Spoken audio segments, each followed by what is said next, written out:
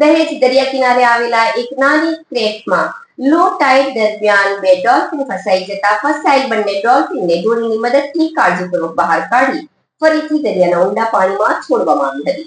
ભરૂચના દહેજ દરિયા કિનારે આવેલી એક નાની ક્રીકમાં લો ટાઇડ દરમિયાન બે ડોલ્ફિન ફસાઈ જવાના બનાવે થોડા સમય માટે ચિંતાનો માહોલ સર્જાયો હતો.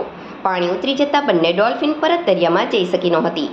દહેજ જેટી પાસે કામગીરી કરતી બોટ મોટર લોન્ચ અલ હૈદરીના કર્મચારીઓની નજર આ ડોલ્ફિન પર પડતા તેઓએ તરત જ રેસ્ક્યુ કામગીરી હાથ ધરી હતી.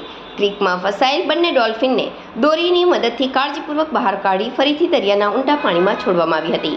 આ બોટ દહેજના દરિયાકાંઠે બિરલા કોપર જેટ્ટી નજીક કામગીરી કરતી હતી. ડોલ્ફિનને સલામત રીતે દરિયામાં પાછી મૂકતા દરિયા કિનારે હાજર લોકોમાં ખુશીની લાગણી વ્યાપી ગઈ હતી.